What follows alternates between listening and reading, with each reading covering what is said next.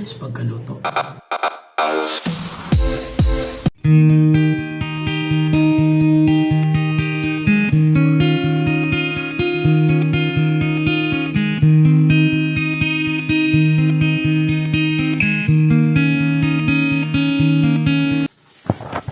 Meron po tayong buto-buto. Nabili ko sa palengke, half kilo po yan. Bali, 150 pesos. Tsaka yung ating liempo, half kilo rin. Worth of 170 pesos. Yung ating liempo. Bali, yung lulutuin natin ngayon, sinigang na buto-buto. Yan, hayahalo po natin yung liempo. Ayan, malinis na yung ating mga buto-buto tsaka yung liempo. Umpisa na tayong magluto. Pakuluin muna natin yung ating buto-buto tsaka yung liempo. Di muna natin dadamihan ng tubig para lumambot kagad yung ating mga buto-buto. Mamaya na natin dadagdagan yan ng tubig pag magluluto na tayo ng sinigang. Yan.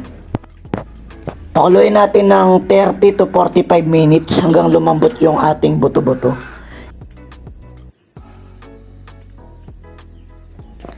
Ayan, habang pinapalambot natin yung ating buto-buto, i-ready na natin yung ating mga gagamitin sa ating sinigang na buto-buto. Linisin na natin yung ating sampalok. Yan, totoong sampalok po yung ating gagamiting pangsigang para masarap po at masustansya. Ready na rin po natin yung ating kangkong. Ayan, madali na lang po yan. Ihiwalay lang po natin yung kakainin sa kangkong. Hugasan lang din nating mabuti yan. Yan, syempre hindi mawawala yung ating siling berde, yung ating siling pangsigang. Ito yung pinaka-favorite kong sahog sa sinigang, yung ating labanos. Hindi ito nawawala pag ako ay nagsisigang. Tsaka yung ating pampalapot ng sabaw, yung ating gabi. Ayan, linisin na rin natin. Habang pinapalambot po natin yung ating buto-buto, ihahalo na rin po natin yung ating gabi. Mamaya i-set aside naman po natin yan pag malambot na yung gabi. Kuha tayo ng sibuyas tsaka kamatis sa ating refrigerator. Ayan, 2 kamatis lang yung ating ilalagay. Tsaka yung sibuyas, 2 piraso, depende sa laki. Yung kamatis, medyo mahal yung bentahan ngayon, kaya medyo magtitipid tayo, pero syempre malalaking kamatis po yan, pasasarapin pa rin natin yung ating recipe. Slice lang natin yan, bahala na kayo kung anong itsura ang gusto nyo. Yan. After 45 minutes, ayan, check natin yung ating mga pinapakulo kasama yung gabi. I-set aside po natin yung ating gabi. Mamaya, dudurugin po natin yan, ihahalo natin sa sabaw para malapot po yung ating sabaw sa ating sinigang na buto-buto. Ayan, ilagay na rin po natin yung ating sampalok, palambutin na rin po natin. I-set aside din po natin yan pag malambot na po yan. Yan na yung ating sampalok, malambot na siya. I-set aside po natin. Mamaya natin pipigaan yan. Ito po yung sikreto kung paano pasarapin yung ating sinigang na buto-buto.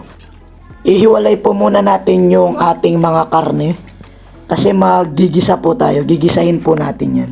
Iba-iba po kasi yung estilo ng ating pagluluto. Depende po sa inyo kung paano nyo po pasasarapin yung inyong mga niluluto. Ayan, igisa na po natin yung ating sibuyas at kamatis. Pwede na nating ilagay yung ating buto-buto pag durog na yung ating mga kamatis. Ito pa po yung isang sikreto na magpapasarap sa ating sinigang na buto-buto. Maghahalo po tayo ng patis sa ating paggigisa. Haluin lang natin para ma-absorb yung mga pampalasa. Pwede na nating ilagay yung sabaw na hiniwalay natin kanina. At dadagdagan pa po natin yan para medyo madami-dami po yung mahigop nating sabaw mamaya. Kumukulo na, ihalo na natin yung ating gabi para lumapot na po yung sabaw ng ating buto-buto. Yan, napakasarap na po ng itsura ng ating sabaw. Yan. Sunod nating ilagay yung ating labanos. Palambutin na rin po natin yan. Lutuin natin yung ating labanos ng 2 to 4 minutes. Ilagay na rin po natin yung ating kangkong.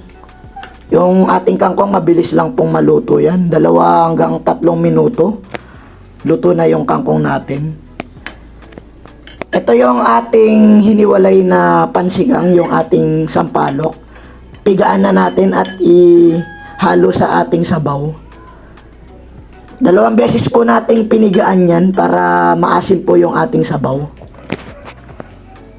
Ilagay na rin natin yung siling pansigang, yung ating siling berde. Siyempre, hindi mawawala yan. Ayan, napakasarap na po ng itsura ng ating sinigang na buto-buto. Lagyan na natin ng pampalasa. Maya-maya magmumukbang po tayo. Samahan nyo po ako. Iba-iba ang estilo ng ating pagluluto. At iba-iba rin po yung technique natin kung paano po natin pasasarapin yung ating mga recipe. Ayan, luto na po yung ating sinigang na buto-buto. Tara, kain na po tayo habang mainit. Kung nakasubaybay po kayo hanggang dito, baka naman po sa mga hindi pa po nakakapag-subscribe dyan sa aking mumunting channel, paki-subscribe nyo na po at paki-click nyo na rin po yung bell notification button para updated po kayo sa mga bago pa nating mga recipe i-upload. Paki-like and share, comments na rin po. Ito yung isa sa mga favorite nating mga Pilipino, yung sinigang. Iba-ibang klaseng sinigang. Merong sinigang na isda, karne, manok o ano pa man yan. Pero basta tayong mga Pilipino, mahilig tayo sa sinigang. Habang mainit yung ating sabaw, kain na po tayo.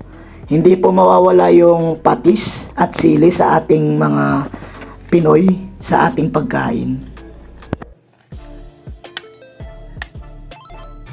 Okay na yung ating nilutong ito. Samahan niyo po akong magmukbang guys. Tara, let's go!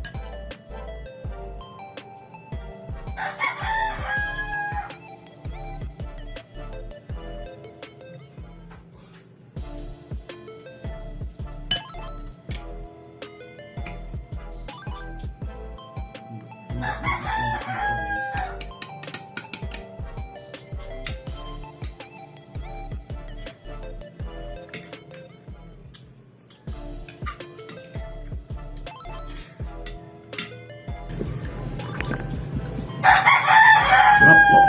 Ayos pagkaluto. Sarap po. Ayos pagkaluto.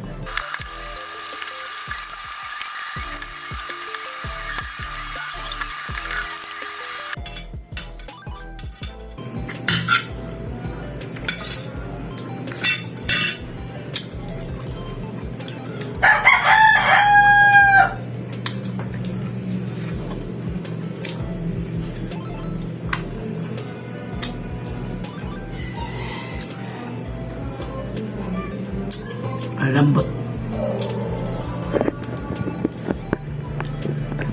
Ang lambot ng buto-buto guys. Naagnas sa buto yung laman.